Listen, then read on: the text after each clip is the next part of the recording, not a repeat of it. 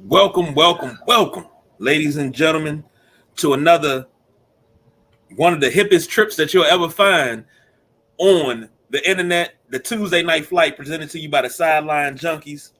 Sitting in with the gentleman Jack Carr. I'm the big guy KG. We missing one, but the Midnight Rider will be here soon enough.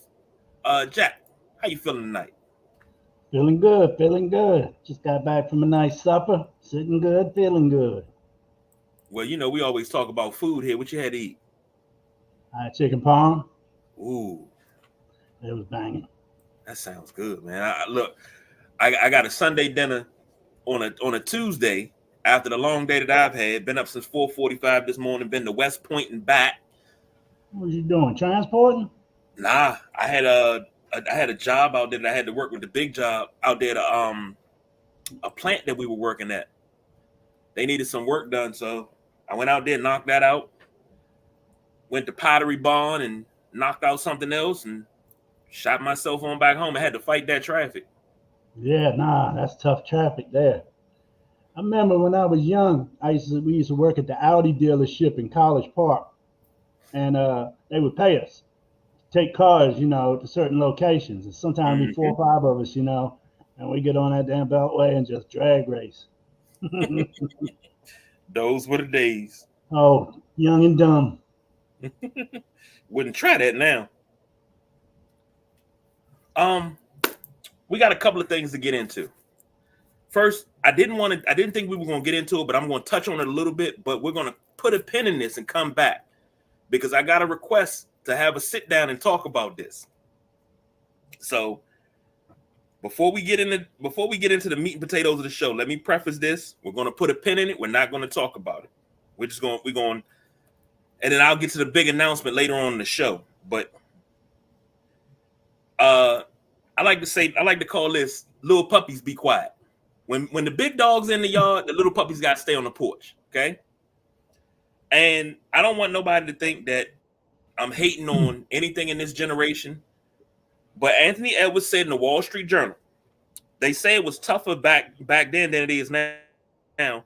But I don't think nobody had skill back then. Michael Jordan was the only one that really had skill. So that's why when they saw Kobe, they were like, oh my God, but now everybody has skill. Now that's what he said in the Wall Street Journal. To part your lips as a 23, 24-year old, to part your lips to say that nobody in the 80s and 90s during Jordan's time had no skill means that you never studied the game. You can't talk about people not having skill. Now, it may be a click point, whatever. But you can't talk about people not having skill in an era that breeded your era, because they're still talking about the 90s and the 80s as being viable, but you guys don't match up to it. It's a softer league now. The league has changed. Yes, great. We know about evolution. It happens. But to say nobody had skill, and there was a couple of comments on the post in the Sideline Junkies 24/7 group that I responded to. So I shout out to Tommy Thompson and Matt SG, two gentlemen I used to work with, and they gave their opinions. And I would love to have them and a couple of other people come in and sit down and we talk about this, because saying that nobody has skill, you're missing out on Charles Barkley, who listed at 6'6", who's really 6'4", one of the top five power forwards of all time. A Karl Malone, who wasn't just a pick and roller, who could back you down on the block and shoot the jumper. Larry Johnson, Sean Kemp, Gary Payton, Mitch Richmond, Ron Harper. I can name players that had mad skill. May not be your type of skill, maybe because they don't have all the dribbles and they don't travel when they dunk or something like that. Dominique Wilkins. But when the big dogs are talking, little puppies like Ant Edwards, yeah, you on the rise, you on the come up, brother. Don't disrespect what came before you. You gotta always pay homage, because if it wasn't for those guys with no skill, I'm sorry, you wouldn't you wouldn't be in the league today because the league wouldn't have sustained. And Matt said something, and I said, we're not going to get into it. He said it was only 10 to 15 guys in the league that had skill. No, we had specialists. So you had to have different skill sets to play on teams. Every team had a 3-point shooter. That was a dead eye. Every team. Now, everybody on the team didn't shoot threes. You had one guy that could knock down a three better than anybody else. How you think Dale Ellis stayed in the league so damn long? I digress. Craig Hodges. Hey, Specialist. I agree. we could go Like on I and said before you started talking, young and dumb. I mean, I even go back a little further than you. George Gervin, Alex English, Kiki Vandeweghe. I mean, the way them men scored, it wasn't no 3-point shots neither. And they were, scoring 30 a game. So to say there wasn't no skills, the boy just talking out the side of his ass. That's all he's doing. And I like Ant. And here's the thing. I love Ant Edwards, but we gotta put this argument to rest. We can't keep talking about the 90s. We can't keep talking about, the 90s was great. It was great because that's my era. The 80s was great. If it wasn't for the 80s, if it wasn't for Magic and Bird, the NBA wouldn't be what it was in the 90s. If it wasn't for Jordan and Ewing, Barkley, the 90s wouldn't have been what it was. So you would have never had the 2000s, which gave you the Tim Duncans and people like that. And I'm just spitballing here, which proceeded to give you the Dwayne Wades, the LeBron James, and everything that you got now. So if the generation before wasn't what it was, you wouldn't have had a new generation. So I digress. I'm in your corner, big guy. I'm I come don't on. understand.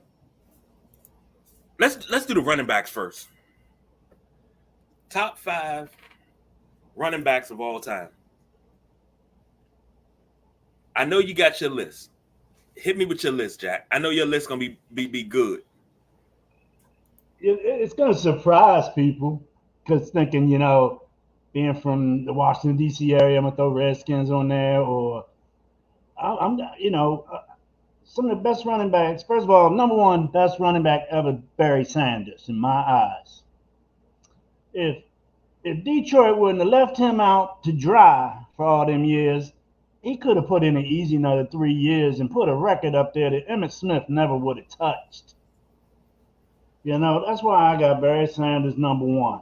The way that boy just stopped on the dime, broke ankles constantly, and avoided big hits. And you look at Barry today, man, he still looks good. He's not a beat-up football player. He got out young.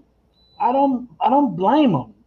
The Lions had, 8 years to try to build something around Barry? They're the best running back in the league and ain't do crap. So Barry Sanders, my number one guy. Number 2, Jim Brown. You can't beat the numbers Jim Brown put up for his short career as well. Every time I harp on Jim Brown, people come to me saying, "Oh, well, he could get up after a shoestring tackle, get 15 more yards, blah blah blah blah blah." And the game evolved. So what? He led the league in rushing almost every year he was in the league. He was all pro every year he was in the league. I mean, for the short career Jim Brown had, he dominated the running back position. I know everybody thinks he's the number one, but he's my number 2. Number 3, Walter Payton. You couldn't beat Sweetness, man. The prettiest running back you ever seen. And I got another bear on my list. I didn't even notice I had back-to-back bears. Gale Sayers. He was another pure running back. Didn't run you over all the time, but he was like Sweetness before Sweetness. And then my guy, man, Earl Campbell. If Earl Campbell didn't play high school ball on turf, college ball on turf, and pro ball with the Houston Oilers and the AFC North, almost always turf, he would have played a lot longer, I think. I remember Earl Campbell at Texas scoring touchdowns with no jersey on, man. You know what I'm saying? The jersey just get ripped. He would just be bowling through. So that's my top 5. It was hard. There's a couple guys that should be up there, but that's my top 5. What you got? I can't deny that's a solid top 5. Yeah, I thought you'd like a little bit of it. JoJo says, yup, Barry. I think everybody got Barry in the top 5 somewhere. If you don't, you're drunk. Antonio says Jim Brown, Earl Campbell, Sweetness, Barry Sanders, and Emmitt Smith. And you know, a lot of people will give Emmitt Smith a ration of sugar honey iced tea because he had that line in front of him. Barry Sanders did it with no line, and this you can't erase what he did. So let's not even have that. I give Emmitt respect. He's a top 10 running back, in my opinion. He's near. And we're joined by none other than probably the biggest AC/DC fan that you'll find. It's the Midnight Rider. He's on a highway to hell. Hello. I don't know about that one, brother. Okay, Back in Black? I don't know.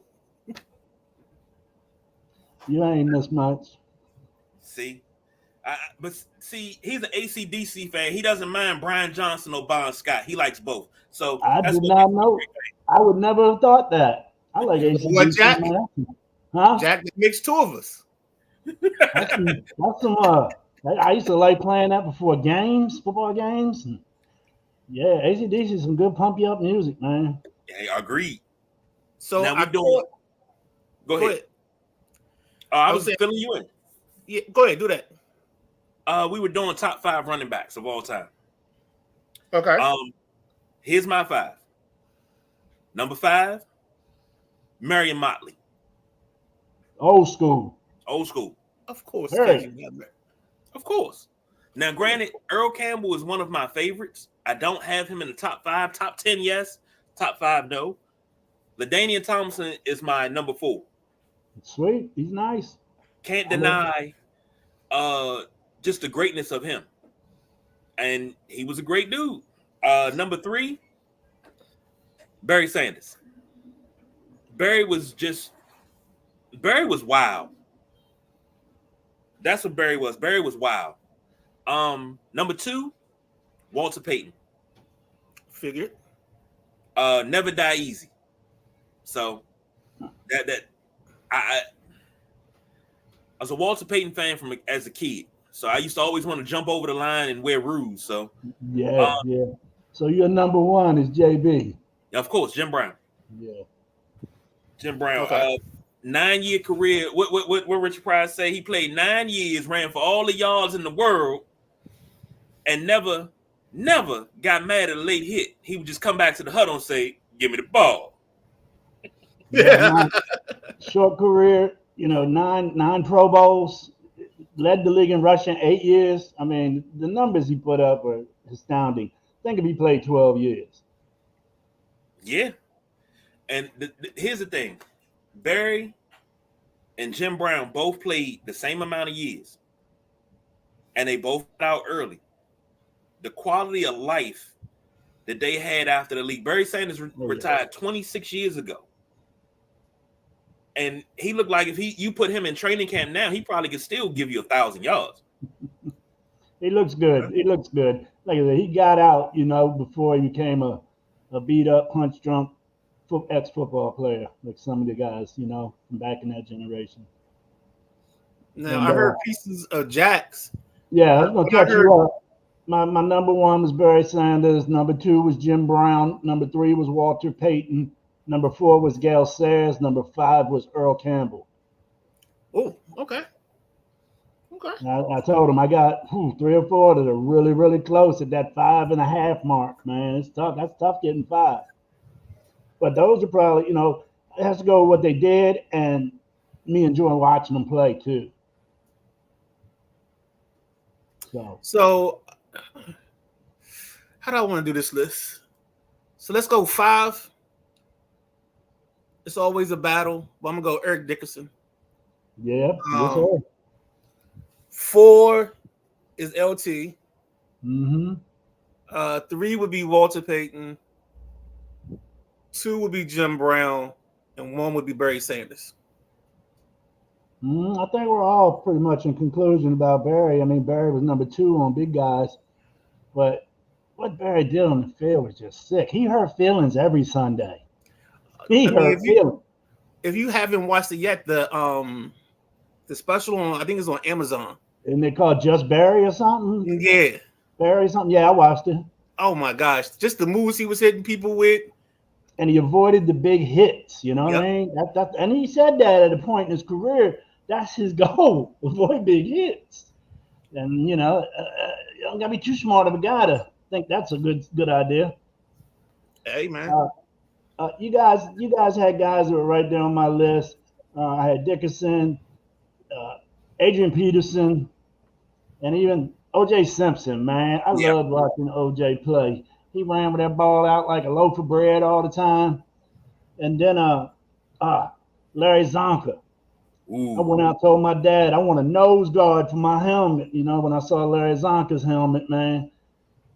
And I was a center. I wasn't even a running back at that time. Zonka was a different kind of beast. Yeah. He was. And John Riggins got to be near there, too. I think John Riggins is a top 10 running back. Yeah. I'll give you that because I also have Thurman Thomas in my top 10. Mm-hmm. Antonio said if Napoleon Coffin would have never gotten hurt, top 10. Absolute beast, man. Beast. Yeah, it just happens sometimes. And Jack, you said something about OJ.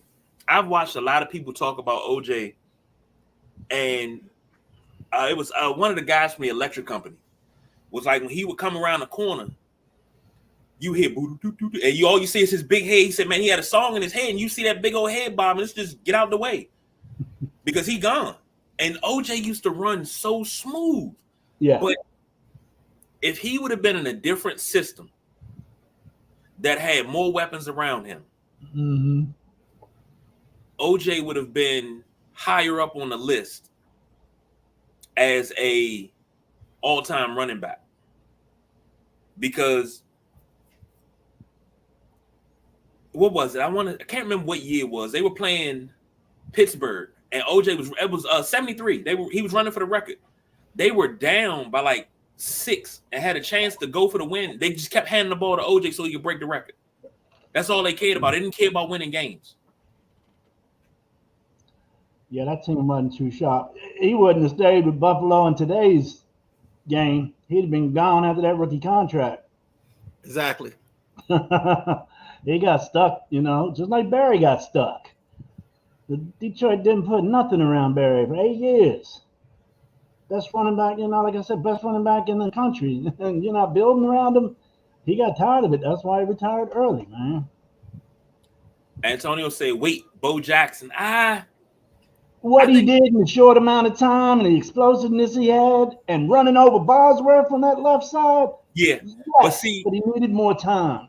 This goes back to, and Marcus Allen should be top 10 as well. But this goes back to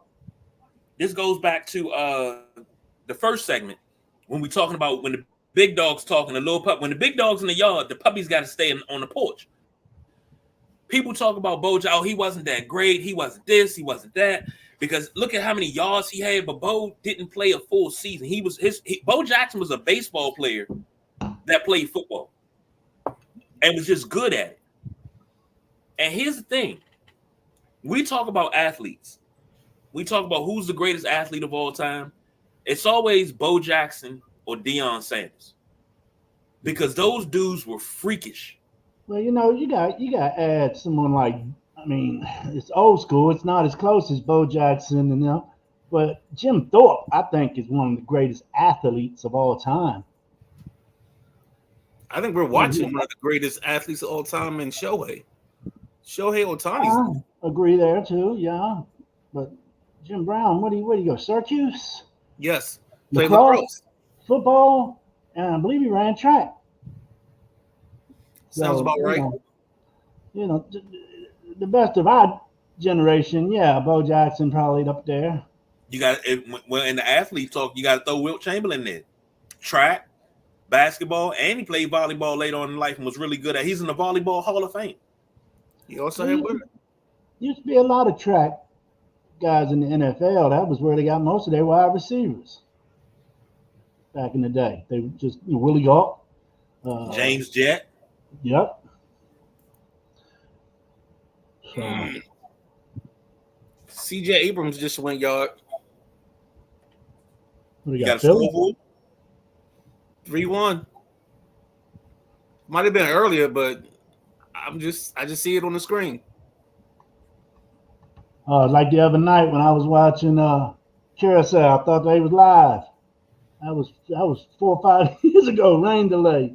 I was all into that game. There's been some good Little League World Series on. If anybody's out there watching it, man, if you're not, you're missing some good ball. These kids are phenomenal, man. I mean, they're the best 20 teams in the United States at 12 years old. They're sick. Got championships coming up soon. I wouldn't mind throwing something out Thursday about Little League World Series and what's coming up this weekend. Try to get our viewers checking that out because it is championship weekend, I believe. They've had some rain out, so maybe it might get bumped, go as late as Monday or Tuesday. But Little League World Series is getting down to the nitty gritty now, and there's some strong players. I tell you, you watch ESPN every night and watch Top 10. I guarantee you, during this year's Little League World Series, which has only been going on since about the 12th or 14th of August, there's been a damn Little League World Series play on the Top 10 on ESPN almost every night. That's how good them boys are playing. I'm trying to be diligent and write these things down so I don't forget them. So Thursday, Little League World Series. Yeah, I wouldn't mind throwing a little bit out about that. All right, so that Hey, and being a youth coach, I'm like, damn, I want to coach a team like this. You know what I mean? They just nice, man. These boys been playing since early June to get here in this College World Series. There was a team on the international side that had not lost a game since June. They just got beat by Japan yesterday. And I'll have all that on Thursday. So let me put a pin, content. I'm been here a while. I'm lying. Somebody's been here a while. But All right. I don't know if any of our viewers are into that, but I'll tell you, if you like baseball and you remember being young playing, watch the Little League World Series. I've been watching it every year since I was 7, man. I've been watching it almost 50 years. Every August, I get ready for it. It's so bomb. Like I said, my team when I was 11 was 1 game away in regionals from going to Pennsylvania, Williamsport. So it's close to my heart. And like I said, I'm a coach too, so I love it. All right, gentlemen. We've been dipping and dodging around this one. We talked about DC draft picks. We were talking how we came up on the topic. We were talking about draft picks that were drafted here, but didn't see success here, but went elsewhere to have success. Not busts, just guys that didn't have success inside the Beltway for any of the 4 major sports, but went elsewhere and had success.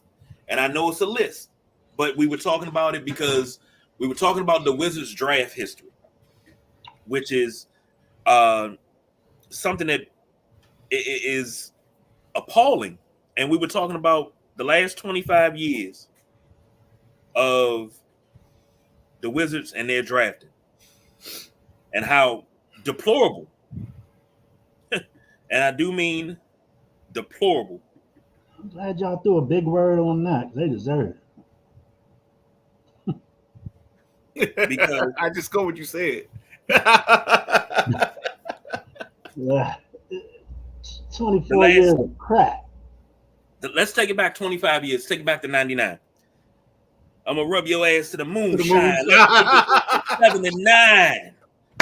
Abomatomically, Socrates' philosophies and hypotheses can't define why we dropping these mockeries. Lyrically perform armed robbery. Okay.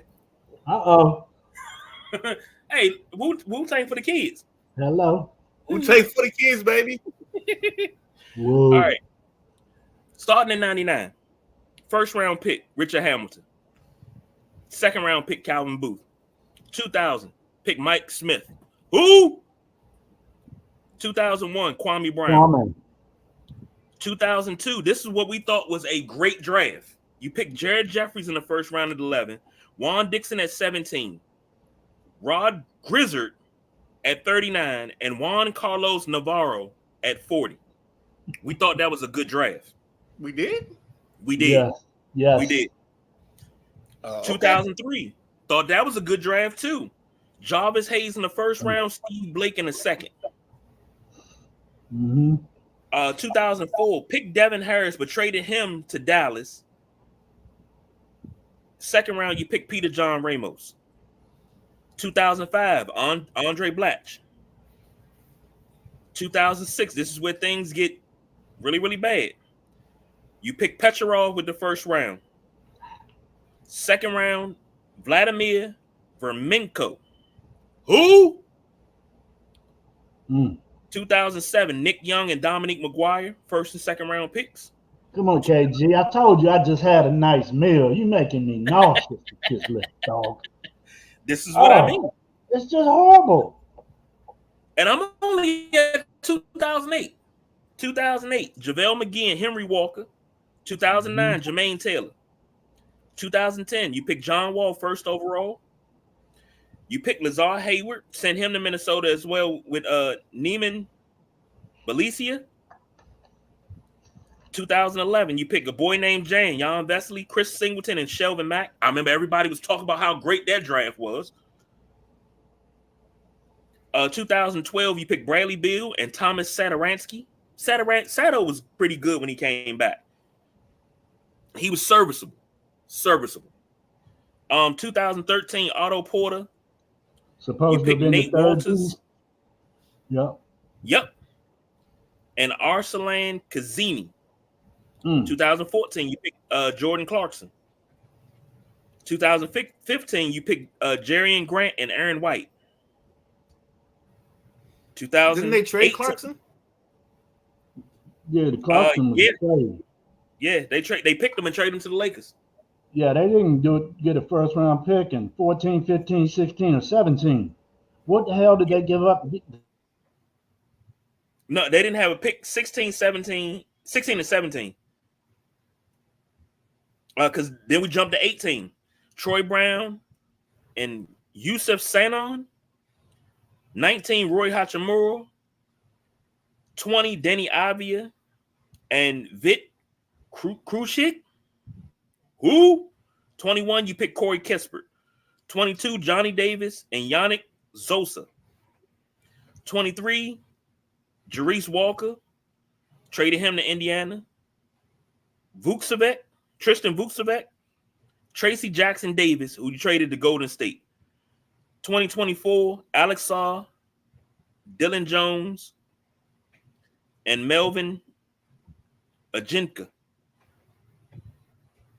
That's 25 years of draft picks from the Washington Wizards. And to be quite honest, out of 25 years, which one stands out to you, Midnight Rider? I mean, what are we going with? Because I think this topic has morphed because we've tried to use it so many times, and each time we try to use it changed to something else. It does. Because I was under the impression we were doing just how bad they were. And I mean, I think you in that display just now shows how bad this team was at drafting players. I mean, it's not even like, Jordan Clarkson went somewhere else, shined, to try to stay on topic. Hamilton went somewhere else, shined. There's a lot of those picks that they were guys in the second round, and for some reason, this organization didn't believe in either taking second rounders or drafting second rounders that were willing to come to the country. I remember the name Juan Carlos Navarro. He was one of those guys that just didn't want to come over, man. Here's the thing. You got so many guys, and we're just talking basketball right now. We haven't gotten to the NFL or MLB. You got so many guys on this list that either never panned out in the league or they just never came. I mean, I remember a name, Felipe Lopez. I remember they talked about how great this dude was at St. John's. And I'm like, I mean, Felipe Lopez was he was a guy to me. he wasn't that great. He wasn't a LeVar Postel to me. He wasn't a Eric Barkley.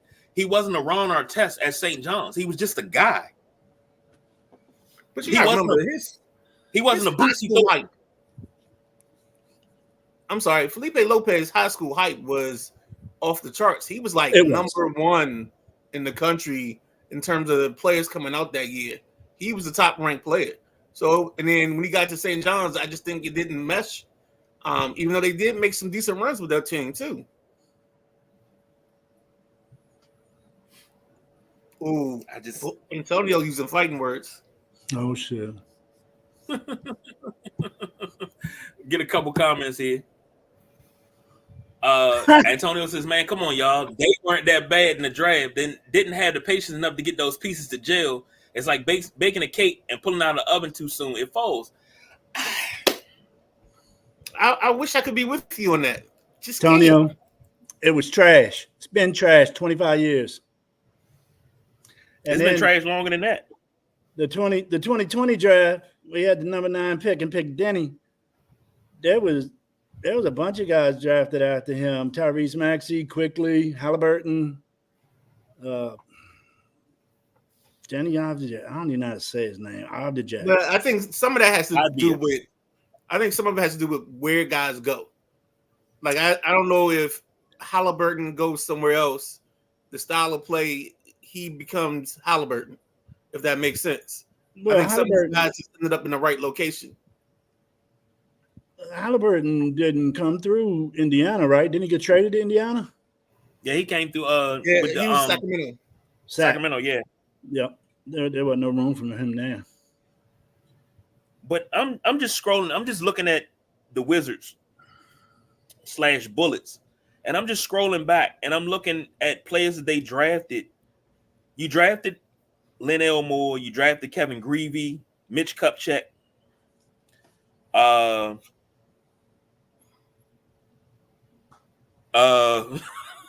Dude, I keep telling you, as a kid, when you played basketball, you had to be everybody else. Like the only Wizard / Bullet you could be was Jeff Malone. I was Kevin Greavy. I was Kevin Greavy. Greavy was nice, man. Before the 3-point line too. Greavy was nice. I went to camp with Greavy. Antonio said, I get frustrated on this topic and can't type straight. He also says Lopez was hype like Chick-fil-A. Damn. Damn. Those comments were made by Antonio Boone and do not reflect those of the sideline junkies. Just in case Chick-fil-A wants to sponsor. Look like your friend Clarissa trying to throw a plug. Hey, tell him come listen here.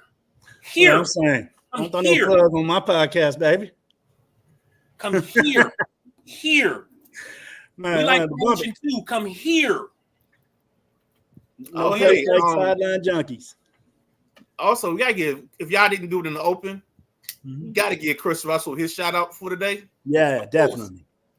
Because he dropped this like around, if you haven't seen or heard it, it's like around the 325 mark on the podcast. He talks about it because I think I sent him a note or something. And then he was just like, yeah, check out the Sideline Junkies. They got a good show, man. So yeah. Don't worry about it. Because if you didn't hear it, I'm gonna go find that and I'm gonna audio record that, and that's gonna be on everything. It's gonna be in the background. Hey, but I mean, when you're a Chris Russell guy, it works. Switching sports. Let's go Capitals. Let's go Washington Capitals. You guys something to pronounce these names? Yeah. I was thinking that. This is why I need Matty Ice at. Yeah. And you might want to just go like the last 5 or 6 years with these. Okay. I'm not your hockey berry. I'm not your hockey guy. I just playoff hockey all I watch. We say last 5 years. Sorry, let's go to 19. Mm-hmm. And I'm gonna butcher these, boy. I'm gonna butcher them. Out of these. 2019, Brett Lesson, Connor McMichael, Aleksey Protas, Martin Haas, Alexander Alexeyev. Well, that was 18. I'm sorry. Hold on. You're telling me the Capitals drafted Connor McDavid? Is that what you just said? No, Connor no. McMichael. Oh, McMichael. Sorry. I was going to say, how they let that gem go? Nah.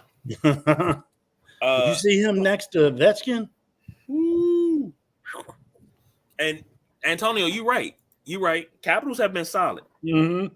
They've been solid. Yeah, but still, some of their picks. I mean, they've got Protas who came up.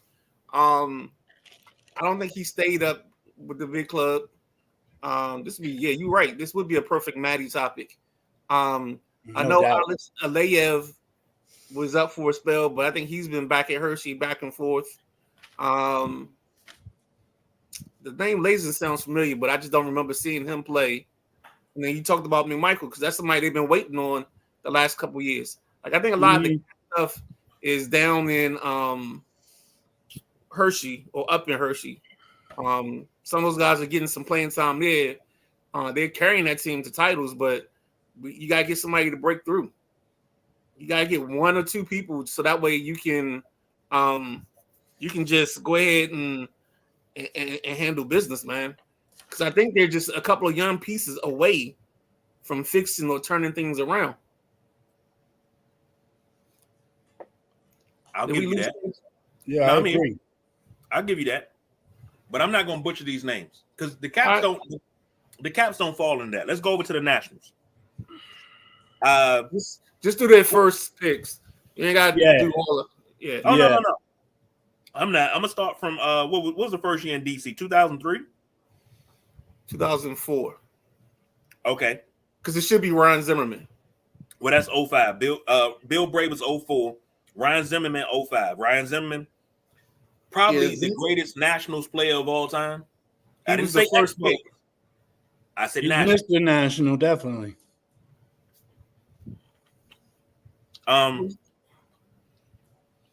2006, Chris Marrero. Yep. University of Miami, if I remember correctly. I think he played first base. Mm-hmm. But they moved on to 2007, Ross Detweiler. Ross was here for a while. Solid. 2008, Aaron Crow. Crow just never could get healthy. 2009, World Series MVP, Steven Strasburg. Right. Now, here's the thing about the Nationals. The Nationals had 4 straight drafts where they had banger picks. And here's where it starts, the 4 straight drafts. You had Steven Strasburg in 09. I'm sorry, 3 straight drafts. Drew Storm was also in that draft too. He was here for a while. Bryce Harper in 10. Anthony Rendon in 11. Those are your 4 bangers in 3 drafts. Right. And you were Anthony Rendon having bad ankles from him being the number 1 pick that year. 11 was Alex Meyer. Just fell off the earth. 12, Lucas Giolito.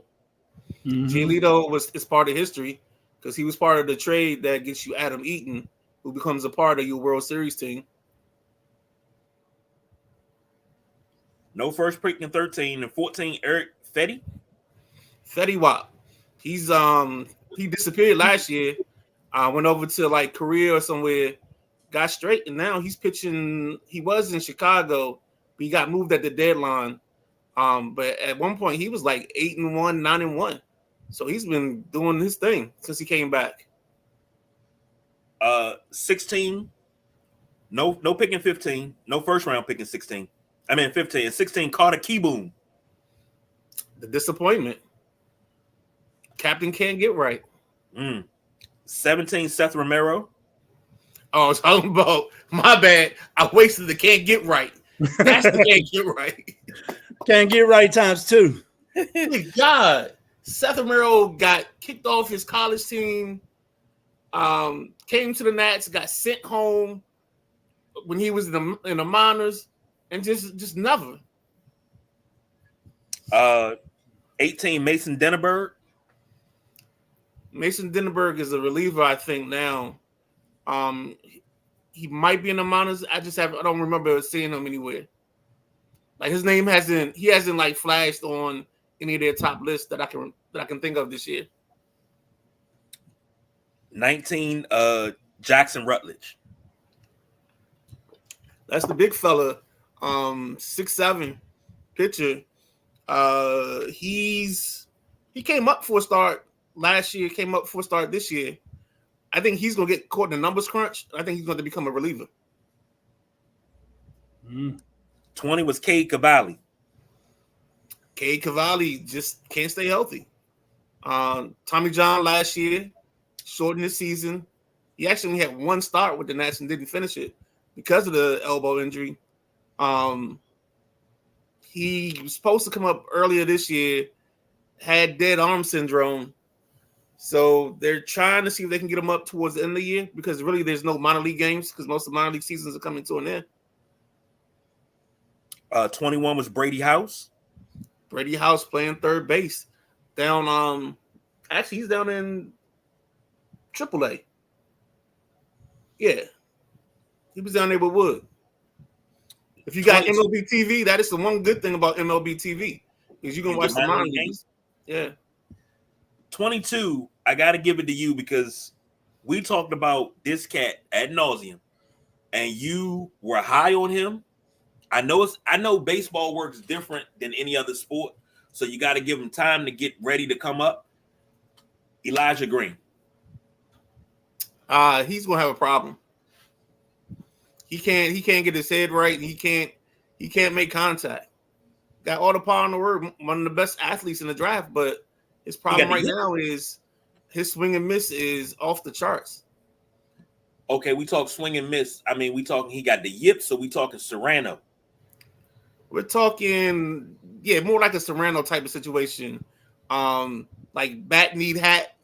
He need to wake up bat. Yeah. Jesus Christ can't hit a curveball. We're in that territory. Holy Wolf. Yeah. So basically, we need to go and get him Joe Boo. Yeah, and I mean, because his like coming out, he was one of those prospects. If he hit, he was going to be elite. Like his cylinder flow was so. I don't have enough room in the screen, but there was a big difference in his ability to be a top tier prospect. But it was worth the risk. And I think he was good in that spot because I don't remember the kid that got drafted behind him. But the kid that Pittsburgh took a kid that plays like second base. I think his last name is Sledge. He was the guy that I think if the Knights could have gotten him, he would have been the better of the two. I think his name was like Termel Sledge or something like that. Let me Google that. 23 was Dylan Cruz. Well, you were in a no lose situation there, because if Pittsburgh had taken Cruz, you'd have gotten Skeens, but instead they took Skeens, which is the right way to go. Yeah, and that was something that you said during the draft. You said if I like what they're going to do here because either way it's pretty much going to work out, and you thought Skeens. You thought Skeens all day long, and they went Cruz. 24 was Seaver King. Seaver King. Which kid is that? That's the kid from he went to Wake Forest. 4 of his teammates or 3 of his other teammates got drafted. I think he's an infielder. I think he might end up in the outfield. Decent bat. Solid pick. I think they this year their process was trying to save some money. That's why they added some picks. So that way they were playing some guys under what's called their slot. So that way they could add other picks. Because, like, what's the best way to describe it? MLB, their rookie pool, you only get a certain amount of money. And you got to make that money work for all your picks. So you'll see teams like they'll reach on a guy because they know they can pay him a little bit less than somebody else. And they'll pass on some guys because they cost too much. So that's how you see some of the guys that are better talents falling in the draft because it's a term they call signability. And some of them guys don't have signability. right. A couple of comments real quick. Antonio said Nationals' only issue is we are in a small market, hard to get big names here. But again, they have won a World Series in the last 10 years. My bad, 20 years. Well, they won one in the last what? It's been what, 7 years? Five. 5 years? 2019? Yeah, because Caps won in 18, Mystics Right. won in 18, Valor won in 18, they won in 19. That's why we were Titletown USA for a little bit. Only you were saying that. Yeah. I think that the Nationals draft, like I said, it hasn't been bad. They created that World Series through the draft in their farm system, if you ask me. Yeah. You look Totally at a lot of the success. They did it textbook, the way you're supposed to do it, the way Baltimore's trying to do it right now. So Here's a the way- thing for you.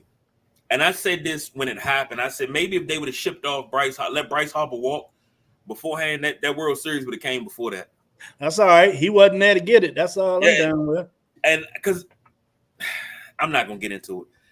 Moving over to our final sport in the area. You can do the first 2 rounds.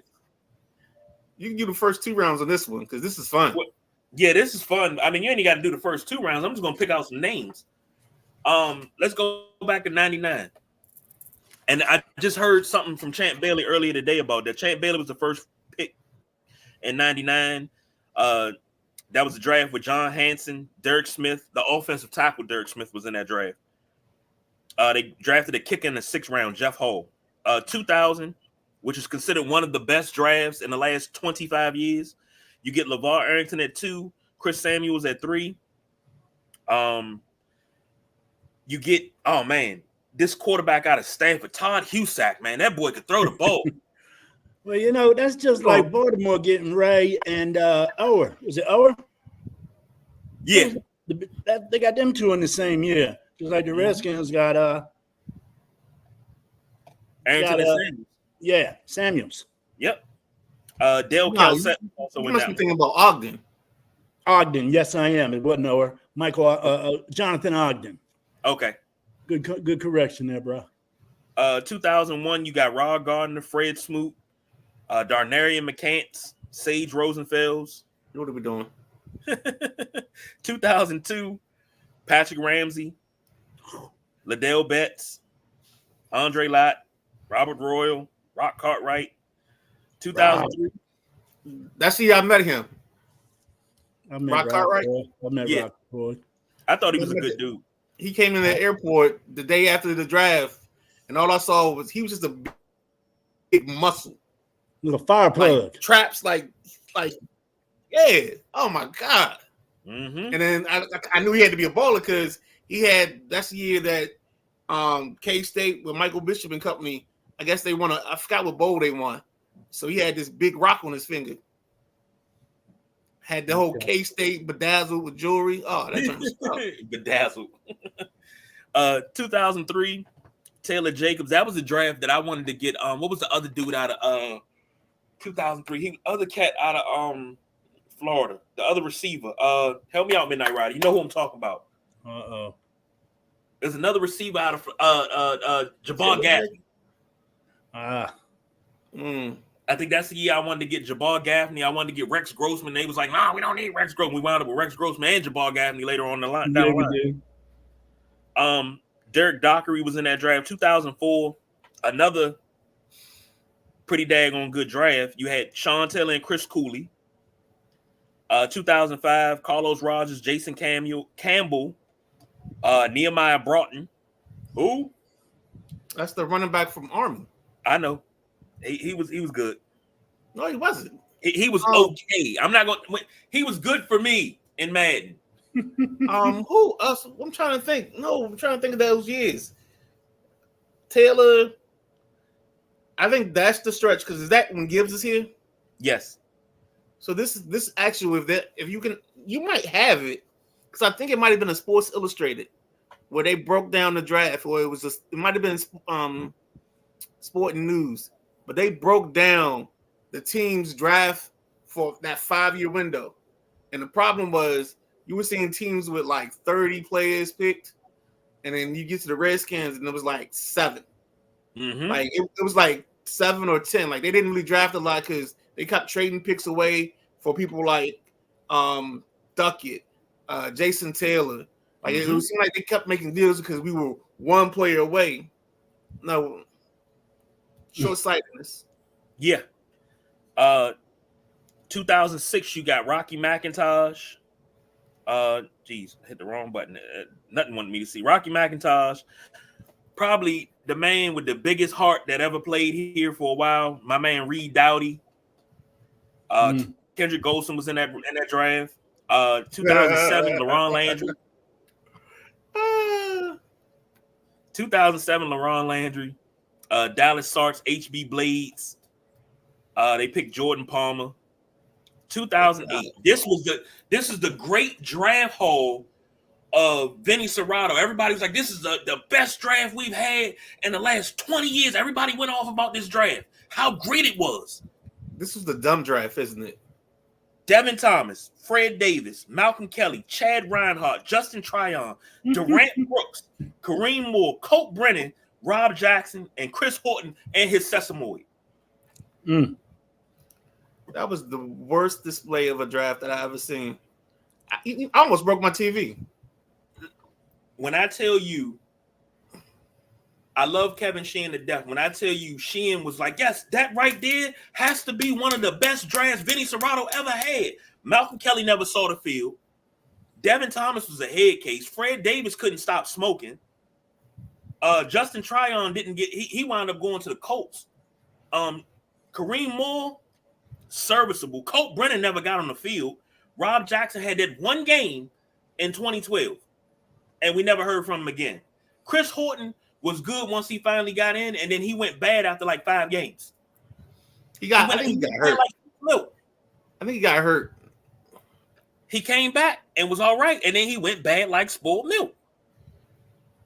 I think his ended up being more injury. I want to hope that it is because he did make a blast or a shine. But I think Kareem Moore is the guy. Now here's a guy. Here's a guy. I think he intercepts a pass against New Orleans right before the half. The wide receiver comes and strips him of the football and runs it into the end zone. Yep. Probably one of the quirkiest plays you'd ever see. And that was a typical Redskins play. But San Diego had one worse because that's when they had it in the playoffs. But go ahead. 2009, you had Arakpo. You got Kevin Barnes, Robert Henson, Marco Mitchell in the 7th round. In the supplemental draft, you got Jeremy Jarman, who they never really worked out, but moving right along. 2010, another boss draft because you got Trent Williams at 4, Perry Riley, and Selvage Capers. I remember they were hyping up Selvage Capers. I'm like, he's a 7th round pick. What are we talking about? Hey, how you gonna skip over your boy? Who? So you had Jeremy Jarman that you talked about. Well, Jarman's the way you got Jabbar Gaffney with the trade with the Broncos.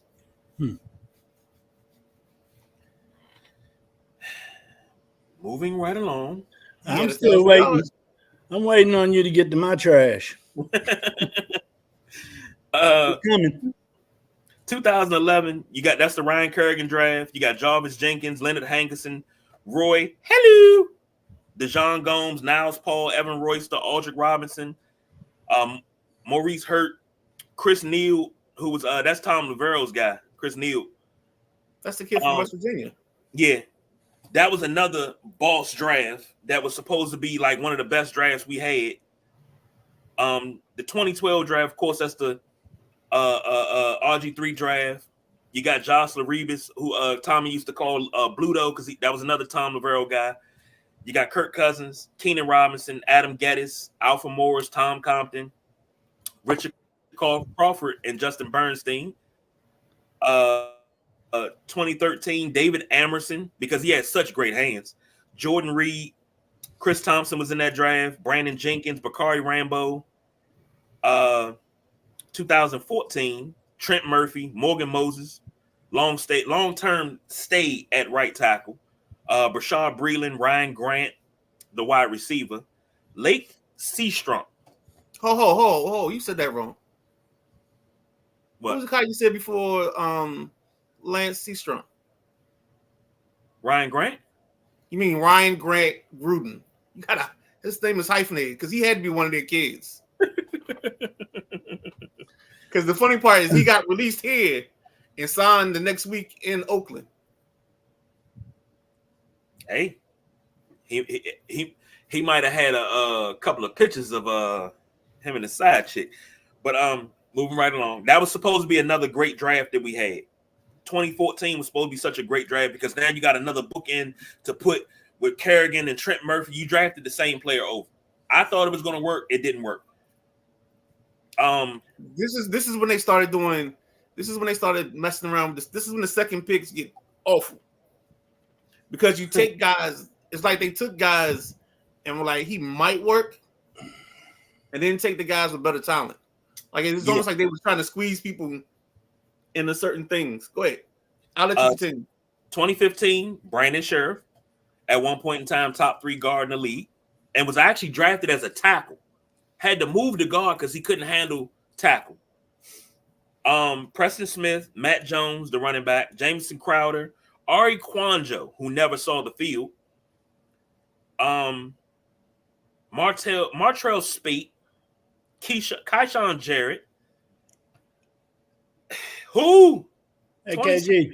Yes, sir. Keyshawn Jarrett. That's the kid that from Virginia Tech that he got hurt on playing Dallas. He had that nasty stinger because he would have been your safety. If he doesn't get hurt, you don't have the Reed Dowdy career going as long because he would have took his place. Okay. Keyshawn Jarrett was taking over that secondary. Okay. Let me explain something to you because Jack, I'm don't take this personal, Jack, but I gotta reiterate this to the Midnight Rider. One thing we don't do on this show is any Reed Dowdy slander.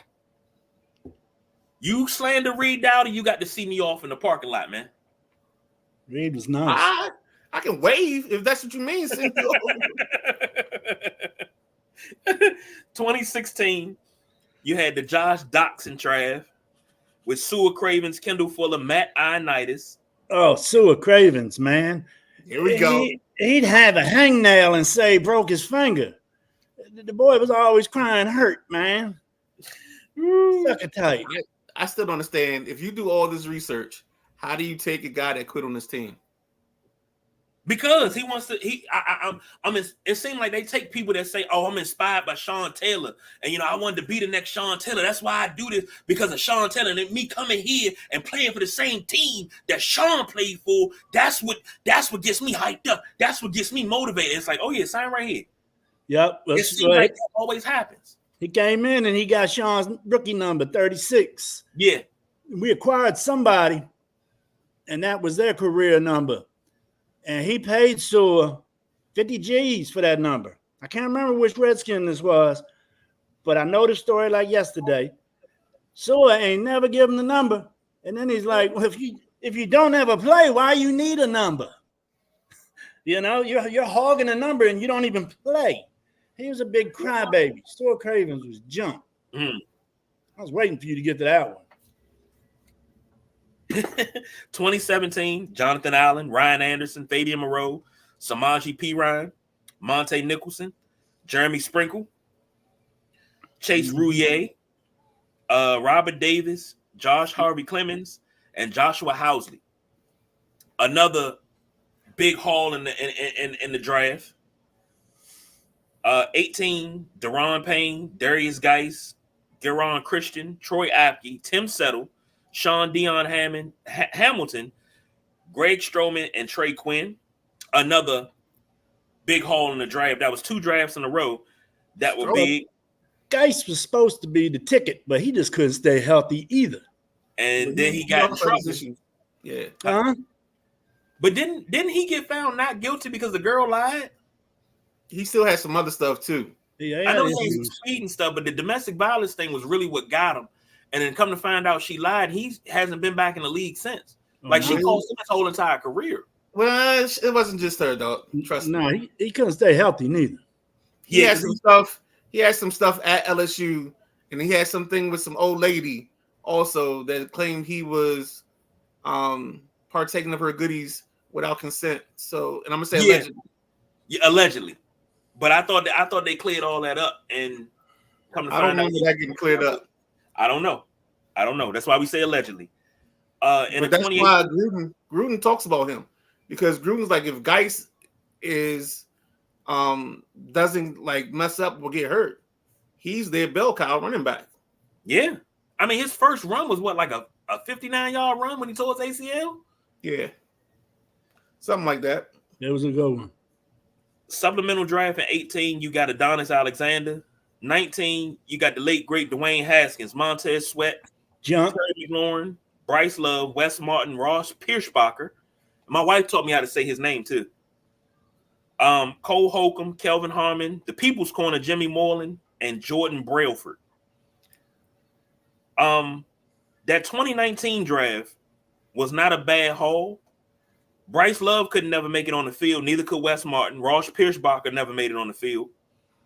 Cole Holcomb, he was what he was, and I thought he was pretty damn good in the system. Now he's in Pittsburgh. UNC Tar Heel. Yeah. Jimmy Moreland, the People's Corner, I thought he was pretty good for what he was. He was a good slot corner. But Montez Sweat's no longer here. He was solid. Of course, you know, unfortunately, Dwayne's no longer here, but he went to Pittsburgh. Kelvin Harmon's in Dallas. Like, it's like, come on, man. Now you get to the meat and potatoes of where nothing pans out. 2020, you get Chase Young, Antonio Gibson, Sadiq Charles, Antonio Gandy Golden, Keith Ishmael, Khaleke Hudson, Cam Curl, James Smith-Williams. Out of those draft picks, who's still here? Nobody's still here, but Cam Curl is your best player. Yeah. Curl was nice. Yeah. Sadiq Charles retired. Antonio Gibson's with the Patriots. Chase Young is with New Orleans. Antonio Gandy Golden was moved to tight end and he retired. Khaleke Hudson, Keith Ishmael, Cam Curl's with the Texans, or is he still a free agent? I forget where he is. We'll look it up. He's in the Rams. Okay. You go to the 21 draft. A lot of these guys gonna be gone soon too. Jamin Davis, Sam Cosmi, St. Juice, De'Ami Brown, John Bates, Derek Forrest, Cameron Cheeseman gone, William Bradley King, Shaka Tony, and Dax Milne, he's gone. What year was that? That was 21. So De'Ami Brown's up for a contract this year. He should have one more year. They One should. more? It's a 4-year deal. I'm expecting big things out of him this year. Yeah, because they talking about he already looking like he might be number 2. I agree. 22, you had Jahan Dotson for Darian Mathis, B-Rob, Brian Robinson Jr., Perry Butler, the great Sam Howell, Cole Turner, Chris Paul, and Christian Holmes. 23, Emmanuel Forbes, Quan Martin, Ricky Stromberg, Brayton Daniels, KJ Henry, Chris Rodriguez Jr., and Andre Jones Jr. And that brings us to the 2024 draft. Jaden Daniels, Jerzon Newton, Mike Sinnersteel, Saint Street, man. How do you say that boy last name? I think it's Sinnersteel. Yeah, him. Ben Sinnott, Brandon Coleman, Luke McCaffrey, Jordan McGee, Dominic Hampton, Javante Jean Baptiste. I think it's more John Baptiste. It's after that, the guy like that. It's that Jean Baptiste. Yeah. Okay. Here's the thing. We look at this and we go over all of this and we look at these draft picks. These guys, the Caps the only one to get it right, but these guys that are here, if they don't make an impact, we're going on 25 years of futility. It's not just a football thing or a basketball thing. Seems like it's a DC thing. And I've said it before. It seems like it's a dark cloud that hangs over our sports teams. And it's crazy. couple of comments before we get to the list. Antonio Boone said, I still stick pins in my Bryce Harper voodoo doll. And off topic, LeVar Arrington used to visit Mason campus. Asked me where the PVs were. What are the PVs there, Midnight Rider? You're gonna tell me what some PVs are. PVs are like, so it's like a little park. It was almost like a trailer park type of setup, but it wasn't actual trailers. And there was like just rooms, and basically that's where like a lot of parties and a lot of things happen. Yeah, they call those meth houses now. No. Not like that, Jack. Not like those that. meth labs now. A little broken down trailer park. Well, PVs. All right, we got educated. ladies and gentlemen, it is week 0. So as promised, it's the Midnight Rider with the top 5 quarterbacks in college football. Ladies and gentlemen, here for another year for the 2024 college football year, the list. Now, KG, I gotta ask you a question because I just want to clarify on this real quick. I said something last week on the show about the kid Dylan Gabriel. Did you now? But I think he's one of the best quarterbacks in the country and one of the best offensive systems in the country. He may not be a great pro, but Mr. Dylan, Number Dylan 5. Gabriel, you have made the list at number 5. Okay. Yes, sir. All right. Number 4. Number 4. We're going to the great state of Alabama. No. We're going to get us a dual threat. Again, not a guy that I think might make it to the pros, but just a guy I kind of like right now. He might fall out. He might stay in the list. This is my gamble pick. Jackson Milrose, or Jalen Milrose, sorry. And you know his slogan line, let a naysayer know. Jalen Milrose, you have made the list. That's a gamble. That's a gamble. Hey, that's what we do here. Got to At go number here. 3. Number 3. I mean, do I have to I can just do this, right? You know who it is. Shador Sanders, baby. You have made the list. And that's number 3. At number 2. Number 2. Mm-mm. We all know who number 2 is. It's a man near and dear to my heart. If you were around last year, you know who it is. The quarterback at the University of Texas, Mr. Quinn Ewers. You have made the list. And at number 1. Number 1. How that song go? Something about a drunk, obnoxious Georgia fan. Mr. Beck, you have made the list. And to recap, the list goes real simple. Number 1, Connor Beck. Number 2, Quinn Ewers. 3, Shador Sanders. 4, Old Man Brain. No, Alabama boy. Jalen Milrose. 5, Dylan Gabriel. And our honorable mention this week, he's out of the University of Ole Miss or Ole Miss University, however it goes. I like me some Jackson Dart. And that's where the whole flip up came out. And no Will Howard. Sorry, bruh. He might. Nope.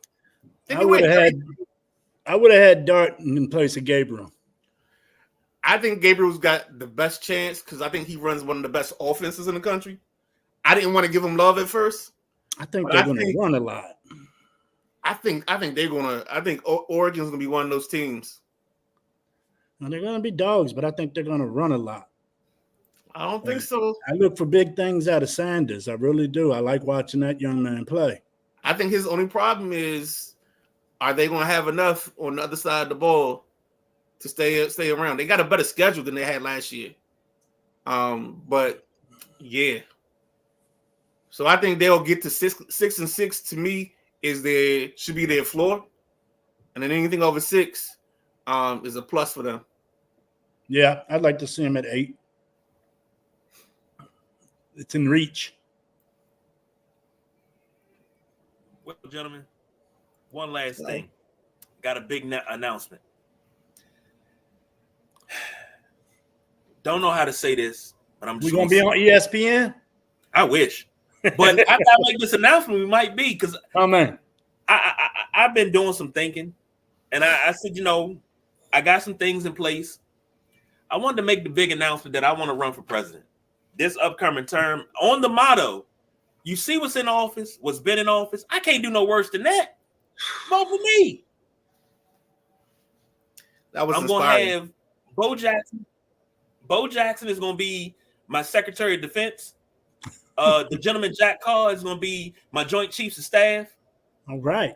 The Midnight Rider will be Secretary of Education. Everybody's going to have a job. That's what I believe in, everybody having a job.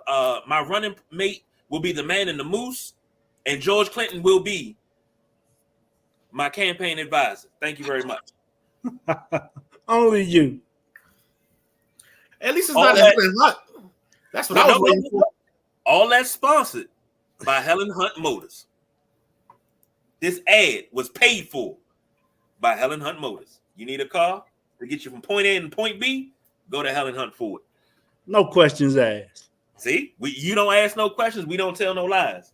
Mm-mm. Don't ask us where we got it from. Just know you got yourself a new car. Gentlemen, final thoughts before we roll up out of here.